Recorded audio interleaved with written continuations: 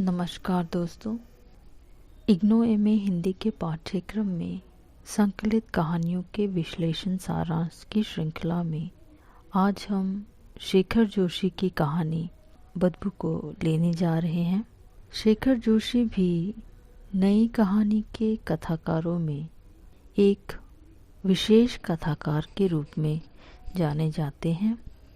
कहा जाता है कि यदि कल कारखानों की कहानियों पर चर्चा की जाएगी तो उनमें सबसे पहले शेखर जोशी जी का नाम आएगा और बदबू इस धारा की प्रतीक कथा कही जाएगी। वैसे तो पाठ को पूरी तरह समझने के लिए उचित तो यही होता है कि हम कहानी को पूरा पढ़ें, परंतु पाठ के पढ़ने से पहले यदि उसके सारांश को भी देख लिया जाए तो एक स्तर तैयार हो जाता है कि कहानी का भाव, विशेषताएं, उसकी सुंदरता या उसकी पठनीयता किस प्रकार की होगी, ताकि जब हम पाठ को पढ़ें तो वह आसानी से और शीघ्र ही हमारे मस्तिष्क में समा जाए। यह वीडियो कहानी के सारांश की श्रृंखला में 7वीं वीडियो होगी और इसी उद्देश्य के साथ ही इन कहानियों के विश्लेषण सारांश को भी तैयार किया गया था। आज की यह वीडियो इस श्रृंखला की 7वीं वीडियो है।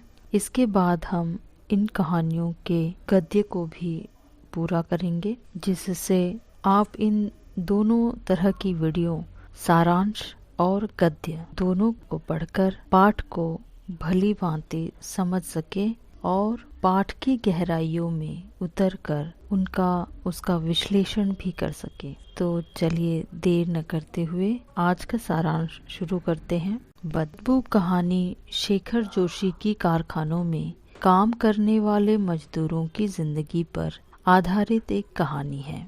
यह कहानी भारत की जनता के स्वराज के बाद सुराज की आकांक्षा को दर्शाती है। कहानी में एक नौजवान जो कारखाने में नया है, वहाँ की बेरहम व्यवस्था के विरोध में खड़ा होता है, परंतु वहाँ का अध्यक्ष दमन के विरुद्ध इस व्यवहार को पसंद नहीं करता, क्योंकि यही व्यवस्था उनको उनके शासन में बनाए रखती है। यूं कहे कि उनके शासन का आधार ही वही है, मानो वह व्यवस्था वहाँ के लोगों में समा गई है और मानो अब यह व्यवस्था मजदूरों को स्वीकार हो चली थी।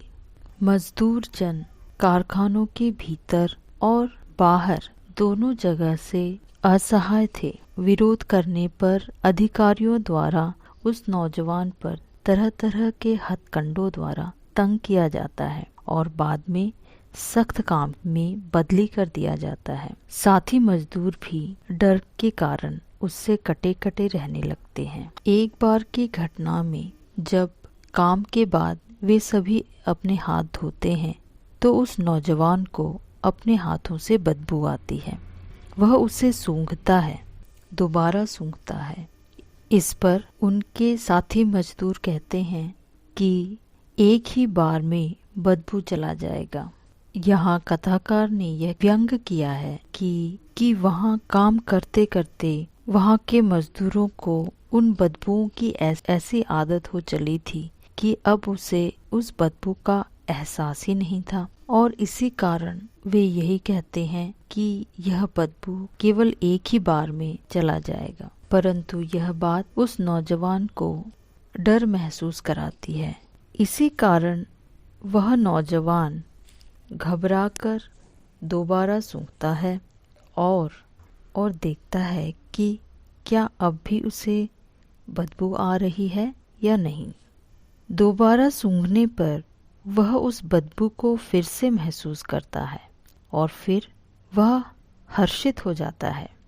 बदबू न आने पर घबरा जाना और बदबू आने पर हर्षित हो जाना उसके अंदर की क्षमता के बचे रहने का परिचायक है।